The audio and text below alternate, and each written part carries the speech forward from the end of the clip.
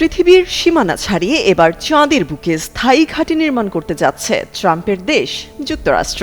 Times of ইন্ডিয়ার প্রতিবেদন অনুযায়ী সম্প্রতি ইগনিশন নামের এক অনুষ্ঠানে চাঁদে নিয়মিত নভোচারী পাঠানোর পাশাপাশি সেখানে একটি স্থায়ী ঘাঁটি নির্মাণ সহ মহাকাশের আরও গভীরে অভিযান পরিচালনার মহাপরিকল্পনা করেছে যুক্তরাষ্ট্রের মহাকাশ গবেষণা সংস্থা নাসা।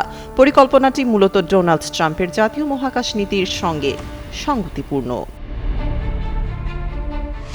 নাসার নতুন প্রশাসক জারেড আইজ্যাকম্যান জানিয়েছেন, প্রেসিডেন্ট ট্রাম্পের মেয়াদ শেষ হওয়ার আগেই চাঁদে ফেরার পাশাপাশি সেখানে একটি পূর্ণাঙ্গ ঘাঁটি তৈরি করে মহাকাশ বিজ্ঞানে যুক্তরাষ্ট্রের অবিসংবাদিত নেতৃত্ব প্রতিষ্ঠা করতে তারা প্রতিশ্রুতিবদ্ধ।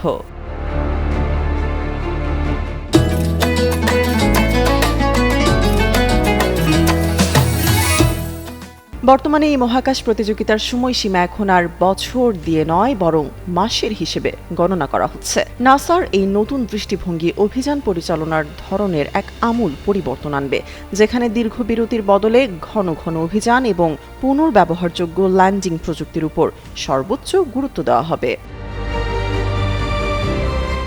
আর্টেমিস প্রোগ্রামকে এই কাজের প্রথম ধাপ হিসেবে বিবেচনা করা হচ্ছে। 2027 সালে আর্টেমিস 3 মিশনের মাধ্যমে আবারও চাঁদের মাটিতে পা রাখবেন নভোচারীরা। এরপর থেকে প্রতি 6 মাস অন্তর নিয়মিত মহাকাশযান পাঠানোর পরিকল্পনা রয়েছে। নাসার সহযোগী প্রশাসক অমিত খত্রিয়ের দেওয়া তথ্য অনুযায়ী প্রকল্পটি কয়েকটি ধাপে সম্পন্ন হবে। শুরুতে রোবোটিক ও কার্গো মেশিনের মাধ্যমে প্রযুক্তির সক্ষমতা যাচাই করা হবে। এরপর গড়ে তোলা হবে প্রাথমিক অবকাঠামো ও আধা বাসযোগ্য ব্যবস্থা।